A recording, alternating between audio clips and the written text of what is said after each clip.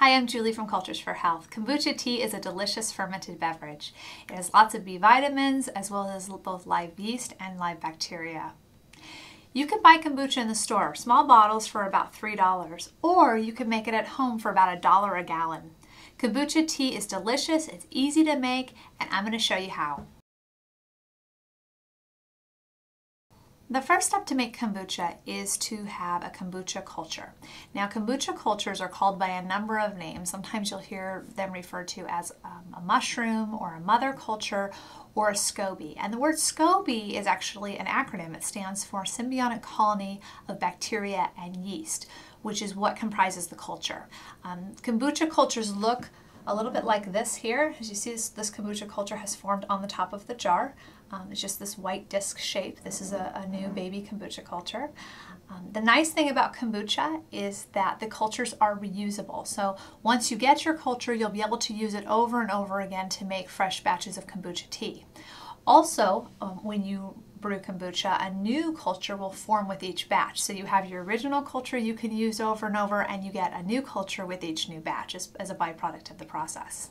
Now, there are a number of places to get kombucha cultures. There is a way to grow them from a bottle of kombucha. We're not going to get too into that today. That's a little bit of a more extensive process. The easier ways to get a kombucha culture, though, are to get one from a friend, or you can get one online, such as from us. They come in little boxes like this. They're actually dehydrated so that they can be shipped safely through the mail. And it's easy to make. And so let's get started, and I'll show you how to use this culture to make your first batch of kombucha tea. Okay, let's get started making kombucha. You'll need a couple of things. First, you're going to need a kombucha culture. If you have one ready to go, we have a kombucha culture that's from a previous batch ready that we can use today. If you have a dehydrated culture that maybe you got from us and got in the mail, then you'll want to go ahead and watch the video on rehydrating your kombucha culture before you get to this step here. So the next thing you'll need is a jar, preferably a glass jar. Plastic is not a good idea when making kombucha. There's just too many things that can end up in your kombucha besides the kombucha tea. So go ahead and use glass. Also, you'll want to use sugar. We recommend white sugar, preferably organic. It just cuts down on the amount of pesticides the culture is exposed to. This I have here is organic unbleached white sugar, which is also called organic evaporated cane crystals, and that's what you'll find in most health food stores. If you can't get a hold of organic sugar, that's fine. Just white sugar is great.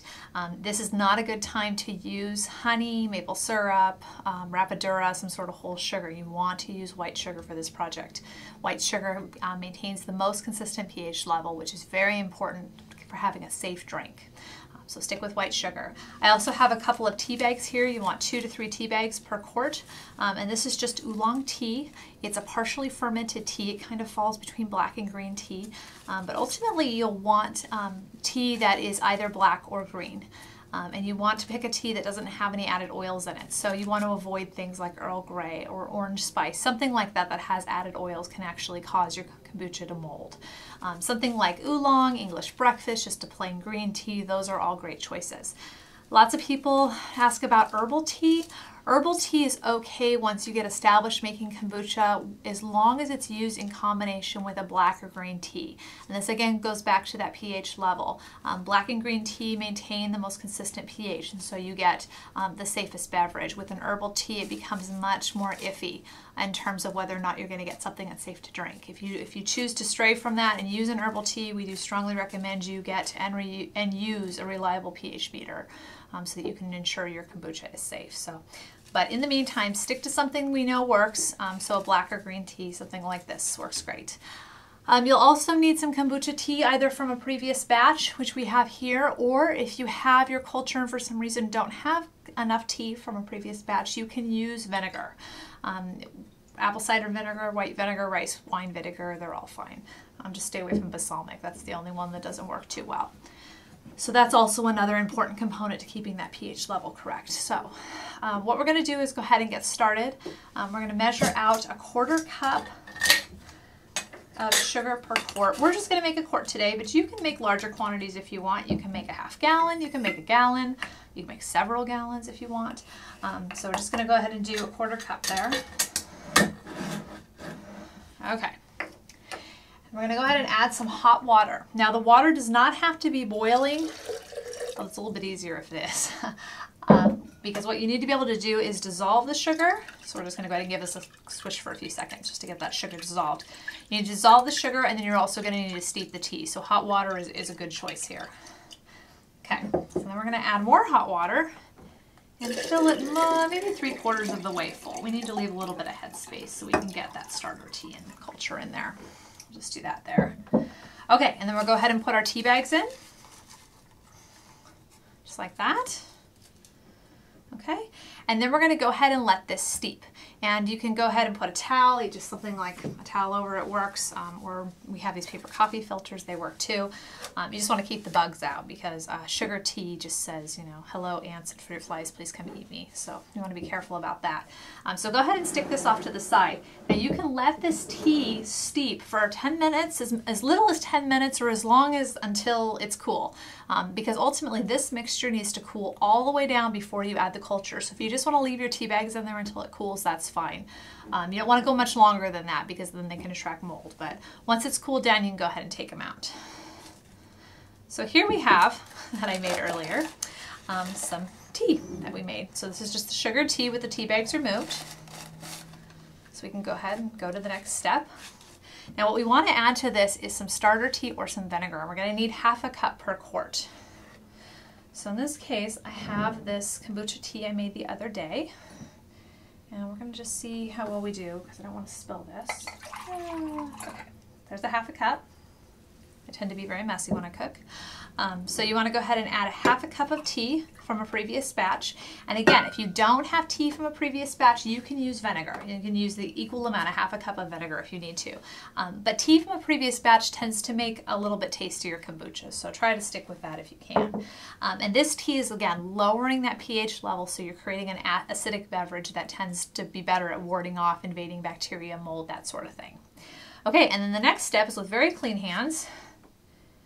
You're going to want to go in and get your, they like to hide, go in and get the culture out. So I have a culture here.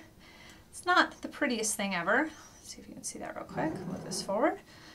So it's just a disc. It's the shape of the jar where it happened to be sitting when it formed. So we're going to go ahead and stick that in there. Okay.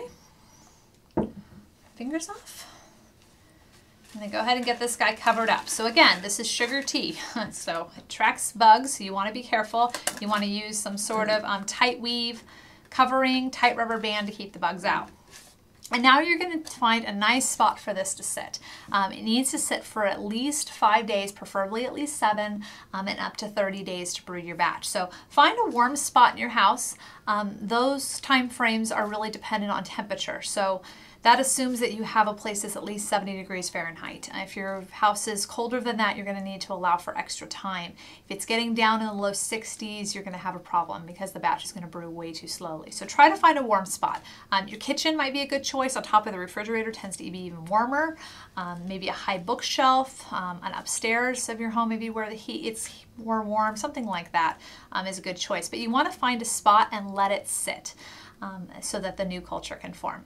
So once it's been sitting for at least 5 to 7 days, you can go ahead and start checking it.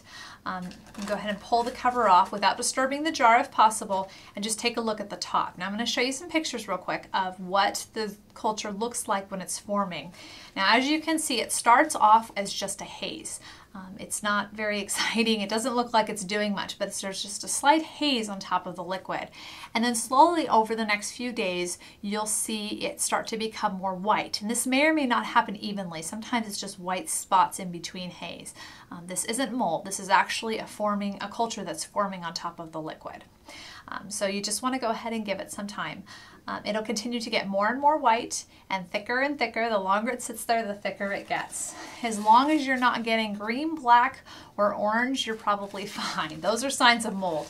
But brown is fine, for example. Sometimes you'll see a little bit of brown form around the edges or even in the middle. That can just be yeast byproduct. Sometimes there's yeast tails, kind of feathery wisp of yeast that form underneath the culture. At times those are fine too. That's just a natural byproduct of the fermentation.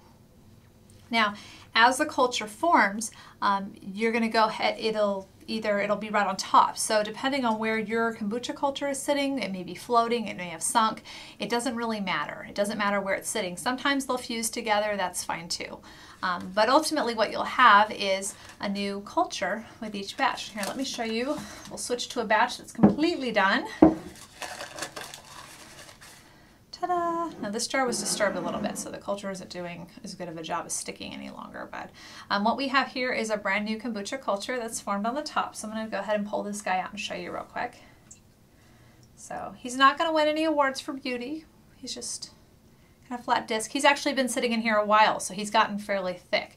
Thickness is not important though. Once you have a culture on top, you can go ahead and start drinking your kombucha if you want. But the longer it sits, the less sugar it has. So you know, let it sit as long as you can and still want to drink it. I have a nice big mother culture in here in the bottom too. They didn't happen to stick together, but if they do, you can always rip them apart too. So I'll put him back in there. So that's what it looks like. And you can go ahead and use the mother culture and the new culture that formed when you make your next batch if you want. They also make great compost too, if you need to get rid of them, or give them to a friend. Just be sure to give them the instructions or a link to this video so that they know how to use it. So that's about it. 5 to 30 days is generally the time period. You can start tasting it at 5 days if you want with a straw. That way you're not disturbing the liquid too much and you can kind of see what you like. 5 days will be a very sweet kombucha. 30 days will be a very vinegar tasting kombucha. Many kombucha lovers prefer to let it go the full 30 days so that they get the maximum benefits out of the drink. But the reality is you need to be able to drink it. So if you like it better at 5 days, then that's fine. Drink it at whatever point it works for you. So once your batch is done, the culture has formed on top, you can go ahead and drink it plain. You just want to pull the culture out before you drink it. You can also strain it. If you get some of those yeast particles and things in there, you can go ahead and strain them out before you drink it.